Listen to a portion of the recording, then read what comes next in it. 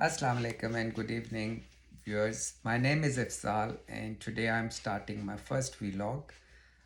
There will be two or three main streams that I will be talking about. Today is news analysis of public interest, both either to Pakistan or to Australia.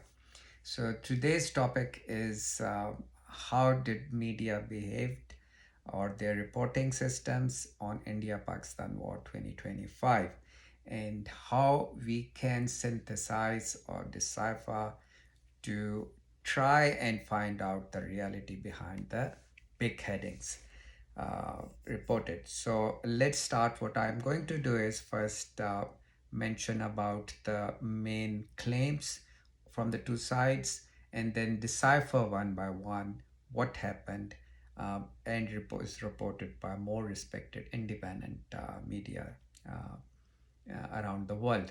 So based on that, we can then conclude, interpolate, in other words, to find out, okay, this is to a certain extent acceptable or not.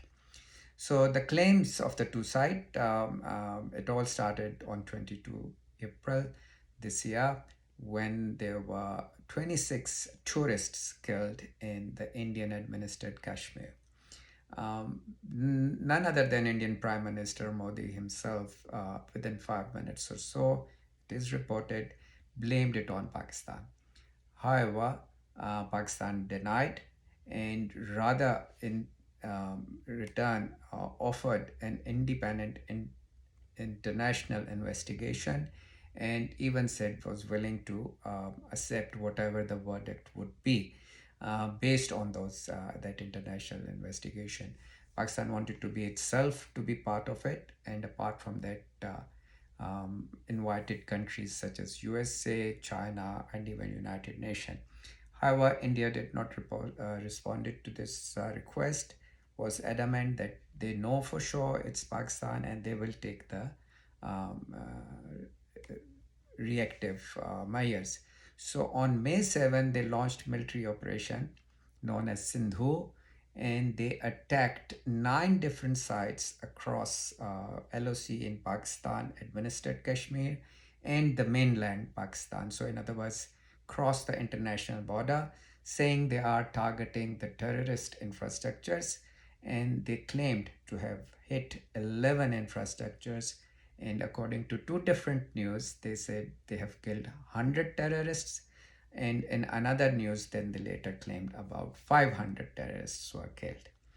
Um, Deciphering this, what I would say is that Pakistan invited international media. They took them to the sites, and then there was a news conference run by ISPR, Military Pakistan.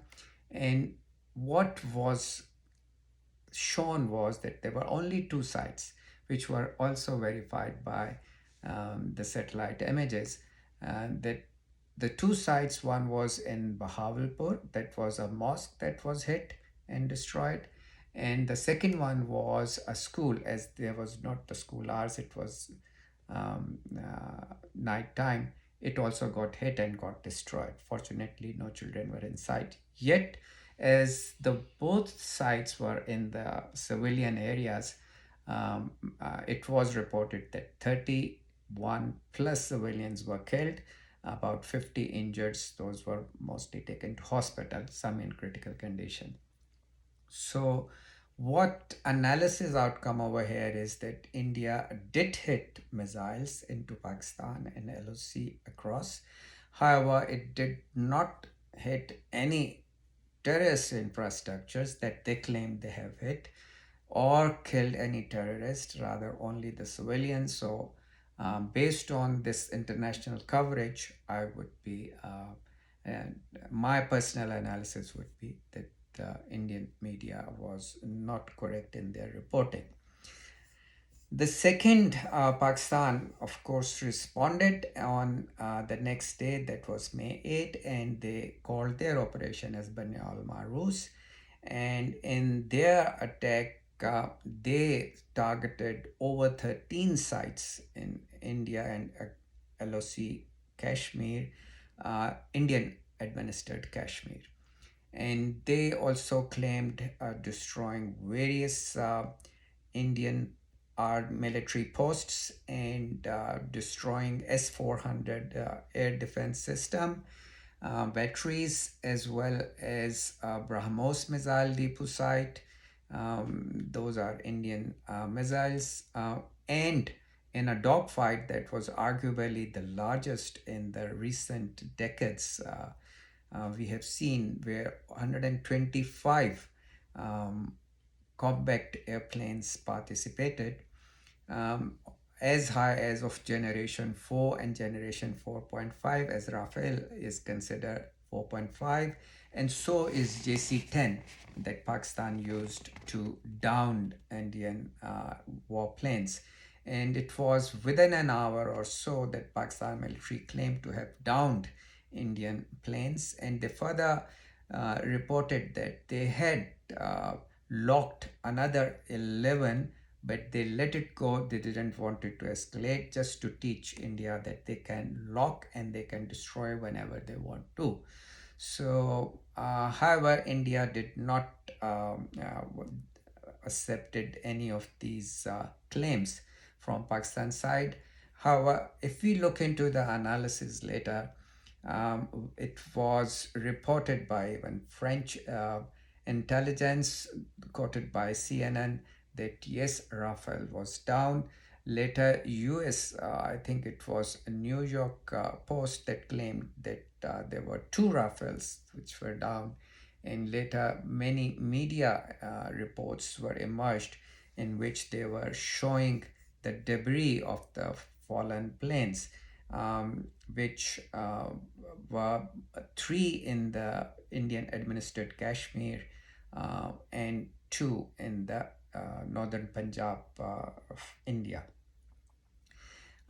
India also claimed to have downed Pakistan JF-17, four of them and one of F-16. However, various reports, if you read, it's understood that Pakistan was kind of informed by USA they would not like Pakistan to use F-16 in their war against India. So Pakistan did not, and to my understanding, did not let the F-16, they did not use the F-16 in this, so none of the F-16 was lost. As far as JF-17 is concerned, US assessment, Pentagon leak to AFP, was that no evidence of JF-16 losses is there. Similarly, there is an independent news reporting related to Defense Weekly called Jane's Defense Weekly. They also reviewed ADSB multispectral data and found no anomalies in F-17, GF-17 fleet operations post-conflict. So based on these, apart from ISPR release, I would come again to conclusion that whatever Indian media reported regarding downing Pakistani planes was kind of incorrect, if not fabricated, and just to please the Indian population that yes, they are doing better in this war against Pakistan. Then Pakistan had also claimed that they had hit S-400, which once again there have been some reports which have successfully supported Pakistan's claim that yes, S-400 batteries system has been damaged because of Pakistan attack. What I would like to source is Ukrainian defense outlet and Bulgarian military also reported JF-17 hit India's S-400, as well as there was an interesting news, rather two news from the Deccan Herald, that's an Indian newspaper, which on one side reported obituary death of Captain Aniket Sharma, who was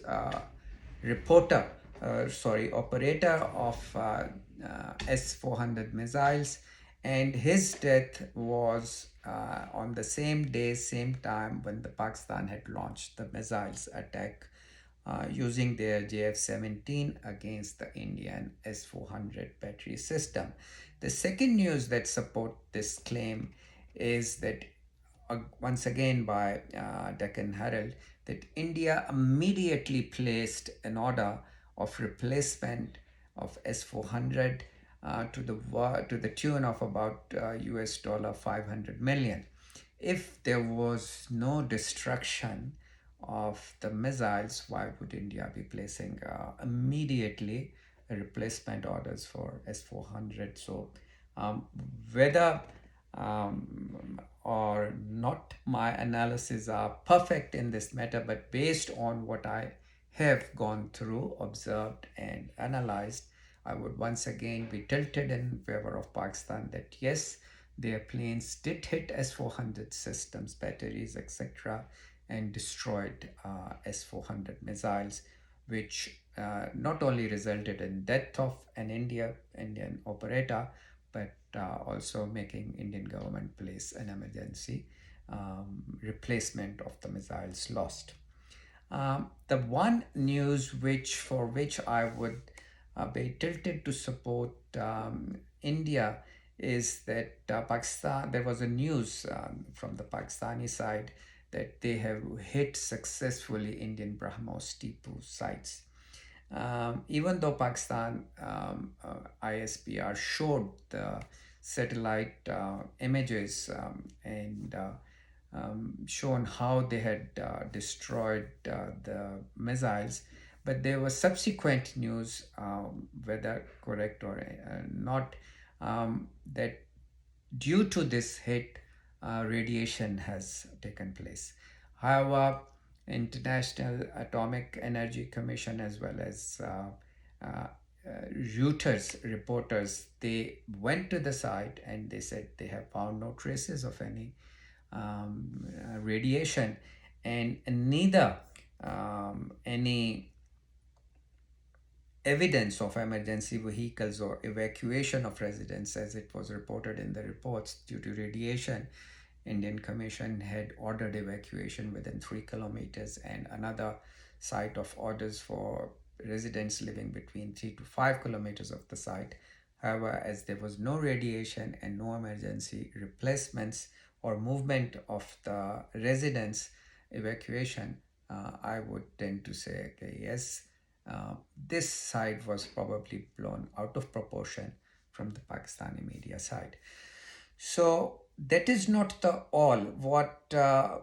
So overall, yes, performance of Pakistani media was better or more correct than the Indian media. However, what interesting things are what has been after the war. Is there economic disadvantage to Pakistan or India? So actually, you will be surprised to see that Pakistan, despite India's protests, IMF released its $1 billion, $1.1 billion second installment to its $7 billion bailout program has been released. It's the news by BBC May 14, and Indian protests were set aside. Further, China did provide an emergency aid to Pakistan on a very friendly interest rate. So overall, Pakistan did not suffer as far as economic sanction or anything else is concerned. India, however, is reported to have some troubles as far as securing visas to USA is concerned, or getting Kashmir into a Quad summit is concerned. Even Germany, in its recent meeting with Indian Foreign Minister, openly accepted they did not supported India in its Operation Sindhur. So yes, India is apparently facing some kind of a backlash. Anyway, I'll stop at this. These are my news analysis that sometimes you have to read through the between the lines to understand or reach the truth behind the news headings. I hope you enjoyed. I'll see you again soon. Thanks.